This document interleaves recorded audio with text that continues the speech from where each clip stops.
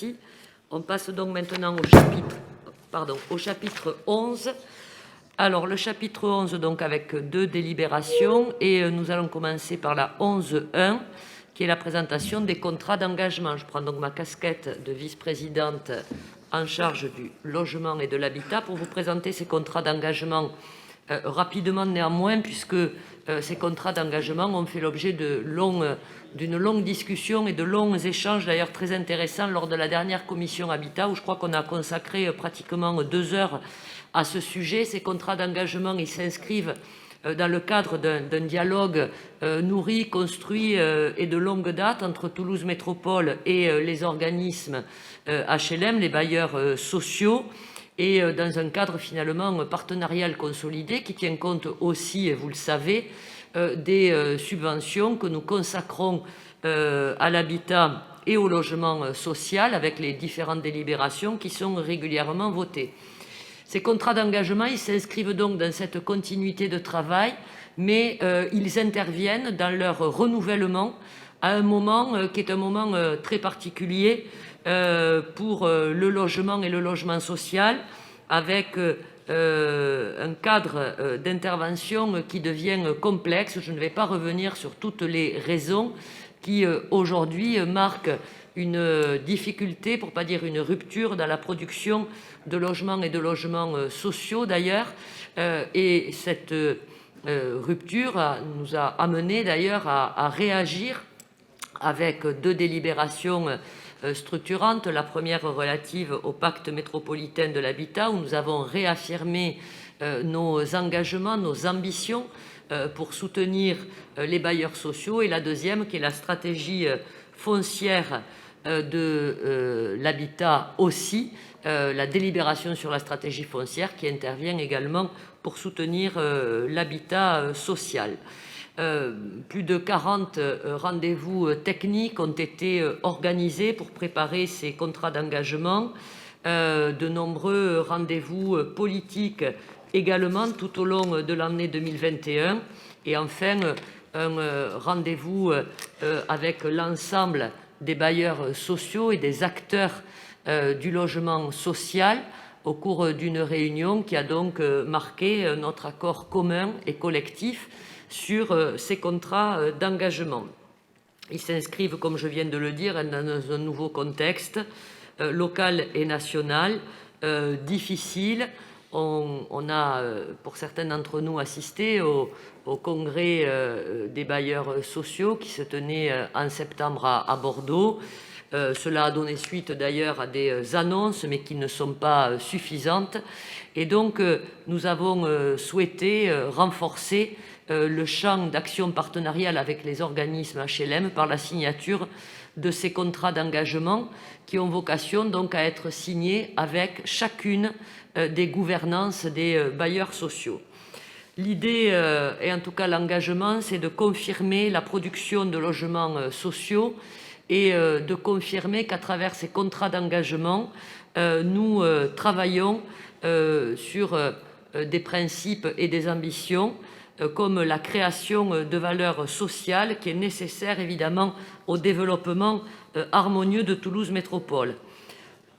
Je ne vais pas détailler toutes les actions qui découlent de ce premier axe de travail, mais rappeler que nous affirmons au titre de la création de valeurs sociales notre engagement à augmenter la part des PLAI dans la production de logements sociaux qui, vous le savez, est déjà portée à 35% de la part globale de production de logements, et donc de porter cette part de PLAI de 30 à 40%.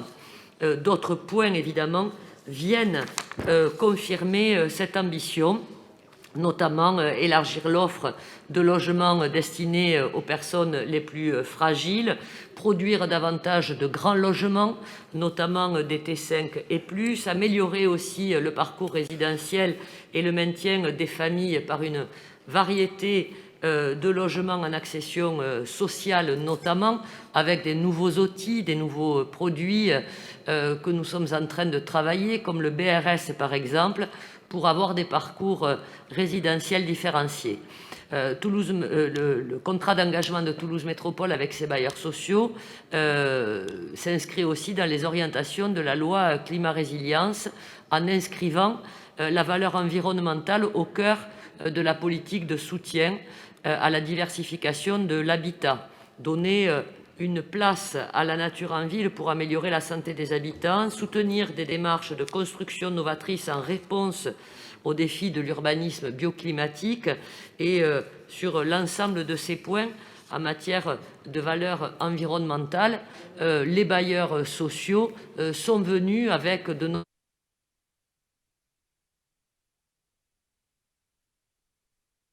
Ça va revenir, voilà. Ils sont venus avec de nombreux projets illustrant leur engagement déjà et des exemples très précis. Enfin, le contrat d'engagement et l'engagement des bailleurs sociaux, c'est aussi la création de valeur économique en utilisant bien sûr les investissements financiers du logement social pour rapprocher l'emploi des ménages.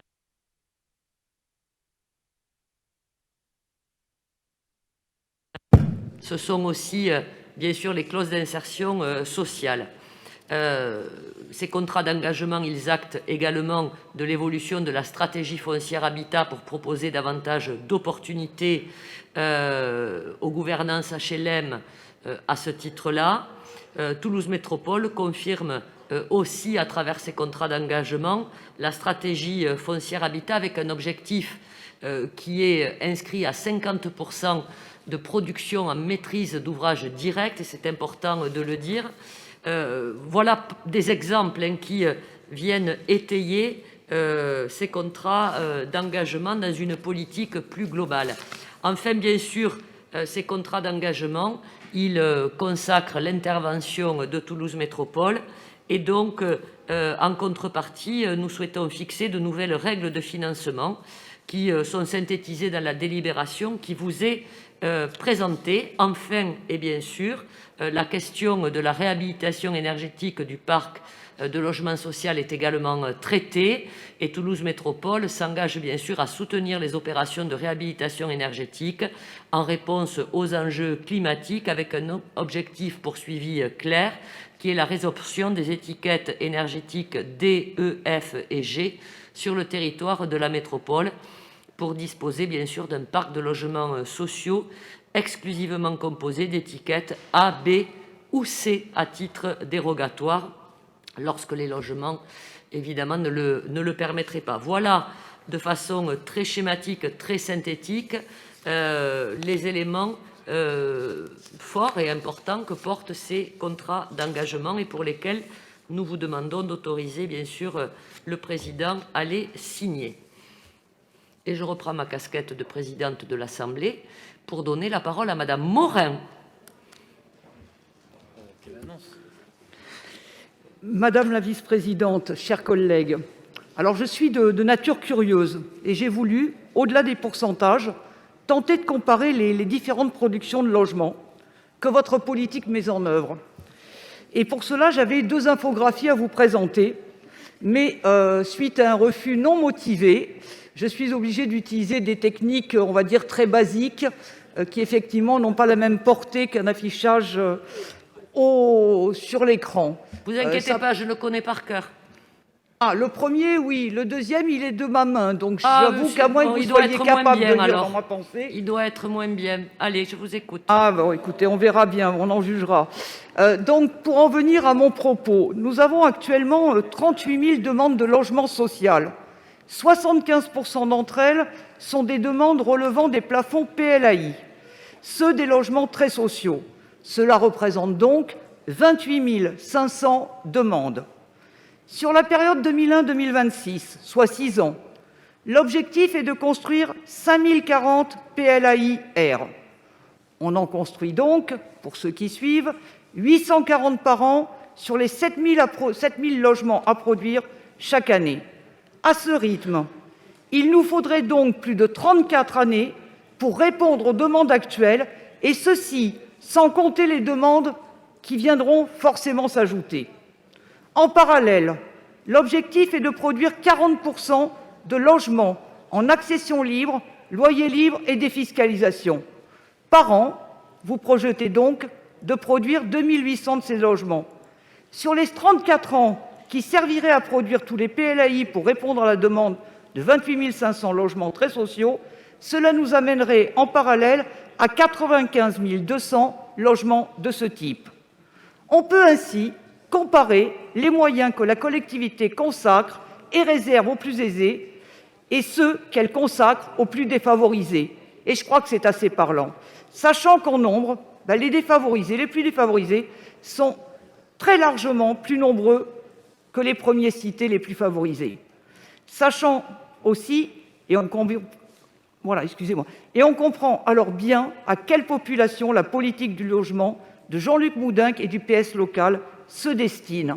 Pour ceux qui n'ont pas compris, c'est le logement social en petit nombre pour une immense majorité de gens très pauvres et une très grosse quantité de logements de défiscalisation pour ceux qui en ont moins besoin et qui sont moins nombreux. On m'expliquera la cohérence. En fait, cette production minimaliste de logement social, elle sert de justification et de locomotive à la production bien plus importante de logements qui seront détenus par des investisseurs ou les familles les plus aisées. Alors que 75 % des demandeurs de logements sociaux ont des revenus inférieurs ou égaux à 960 € par mois pour une personne seule, ce qui correspond au plafond du PLAI, on ne construit que 34 % de PLAI lorsqu'on construit du logement social. Et donc, près de 70 % de la production de logement social est destinée à ceux qui ont des revenus qui peuvent aller jusqu'à 2 271 € par mois pour une personne seule, dans le cas du PLS. Et le plafond est de 1 747 pour le PLUS. Donc, sur l'ensemble de la production, on était jusqu'ici à 9 % de PLAI. Ce pourcentage a été augmenté aujourd'hui et il n'est qu'à 12 %, ce qui rend totalement impossible la réponse aux besoins réels.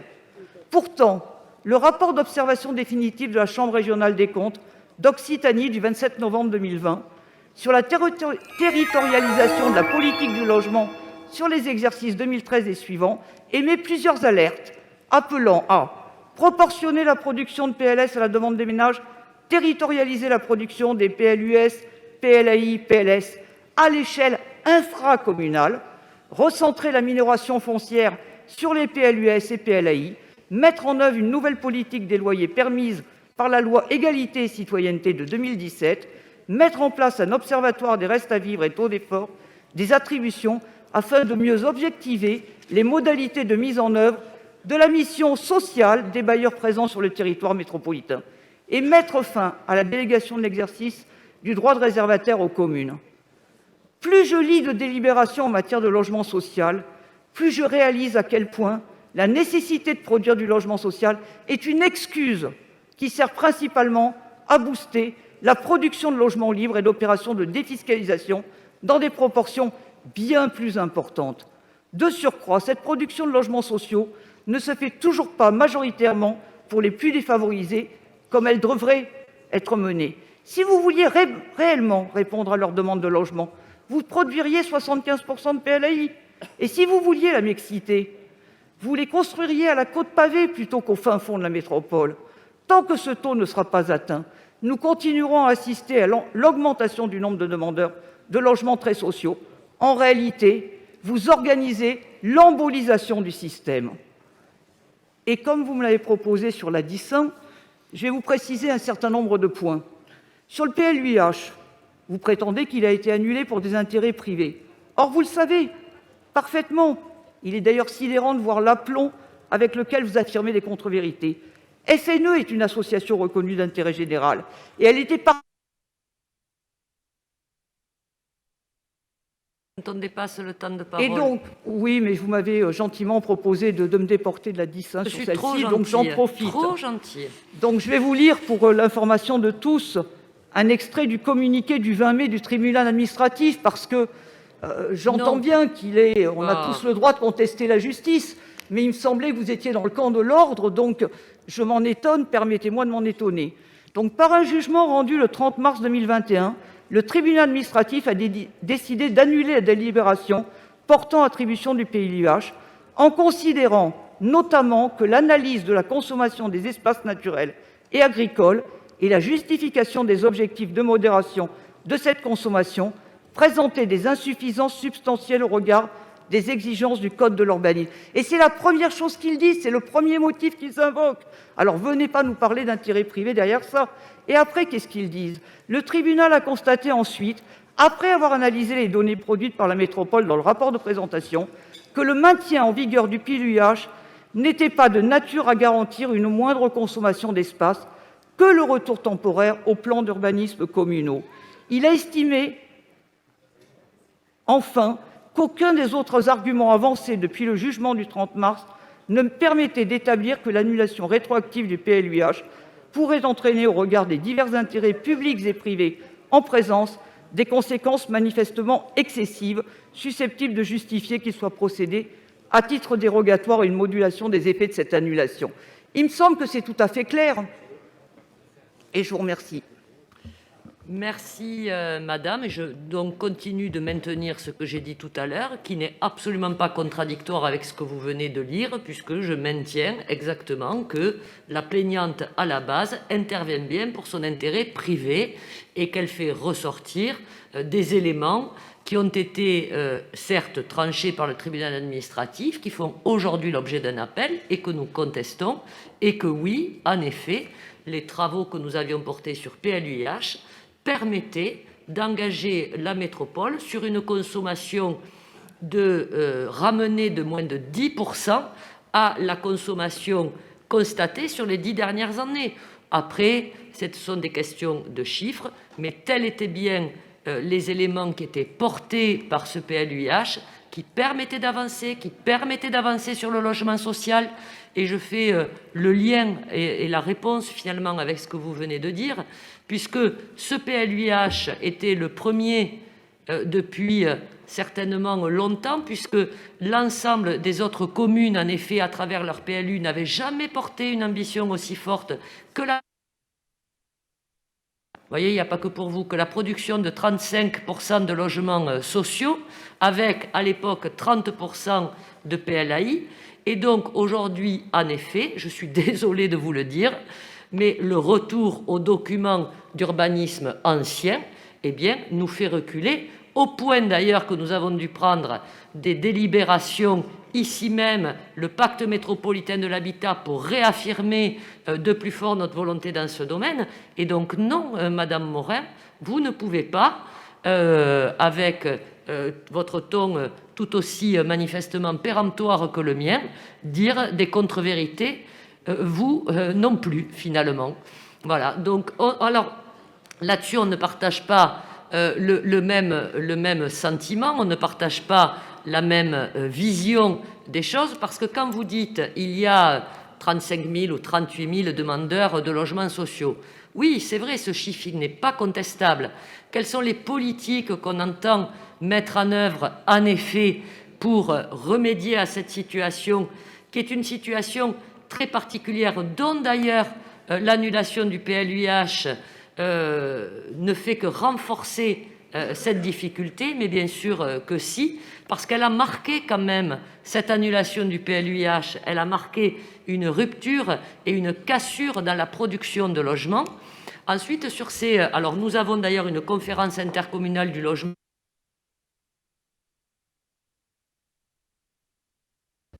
Il va y en avoir une au mois de février, nous pourrons poser ces sujets. Et vous savez que sur ce point-là, particulièrement, nous avançons sur les demandeurs de logements sociaux les plus en difficulté. Bien sûr, les demandeurs de logements au titre qui relèvent du PLAI sont nombreux, c'est vrai, mais on ne peut pas construire, et c'est là où nous divergeons, mais après ça je le dis en toute tranquillité, parce que nous n'avons pas le même point de vue, on ne peut pas construire que du PLAI. Maintenant, dans les 38 000 demandeurs de logements sociaux, il y a évidemment beaucoup de personnes qui sont déjà logées, qui ont évidemment qui font des demandes soit d'entrée dans le logement social, soit beaucoup également, et vous le savez, de mutation, puisque les compositions familiales évoluent, et donc ces demandeurs demandent des mutations et sont comptés dans le logement, dans les demandeurs de logements sociaux.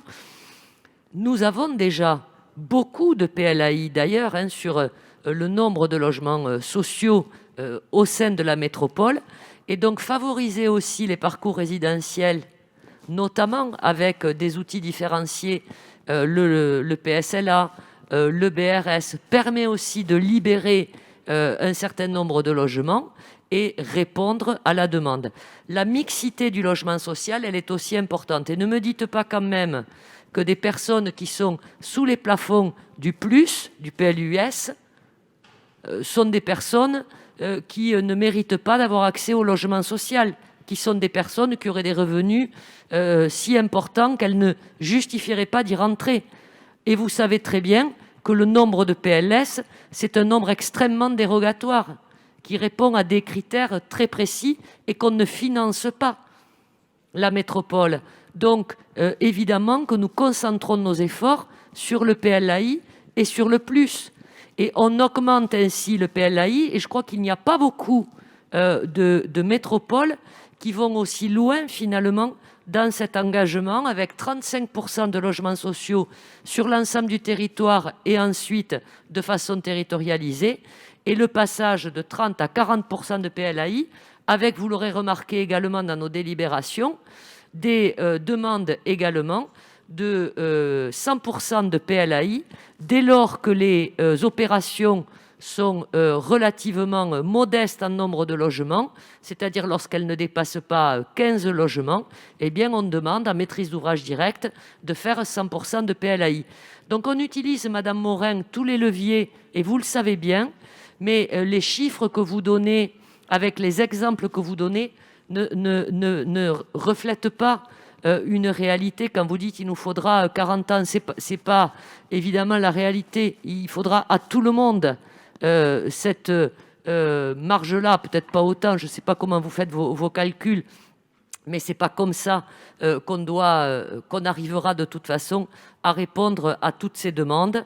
Il faut une diversification, il faut une mixité, il faut un accueil de ces populations dans toutes les communes, au moment en effet où justement à la fois les collectivités, où je l'ai dit l'autre fois, où les questions aussi de fiscalité liées à la taxe d'habitation par exemple n'ont pas engagé les communes à recevoir davantage de production de logements. Il faut aussi du logement privé pour que celles et ceux qui sont dans le logement social puissent évoluer vers du logement privé. Et donc, c'est en utilisant tous ces outils et tous ces leviers qu'on pourra répondre à cette demande. Voilà donc, et vous le savez, ces contrats d'engagement vous donnent encore une fois l'occasion de pointer ces difficultés qu'on partage également. On n'actionne pas et on ne met pas en œuvre les mêmes solutions. Elles ne seraient d'ailleurs pas souhaitables, et elles ne seraient pas réalistes, parce qu'il y a également une économie du logement social, il y a des équilibres à la fois dans l'économie du logement social, mais aussi dans le peuplement des territoires, des communes, des immeubles, qu'il faut respecter pour permettre à chacune et à chacun de trouver une voie, y compris dans le logement social. Moi, je pense que les travaux que nous avons ensemble dans le cadre de la conférence intercommunale du logement permettent d'avancer, et ces contrats d'engagement qui vous sont proposés démontrent tout l'engagement de Toulouse Métropole avec les bailleurs sociaux pour avoir des ambitions très élevées dans ce domaine. Donc je la mets aux voix. Qui ne participe pas? Oui. Qui s'abstient? Qui vote contre? Donc c'est adopté.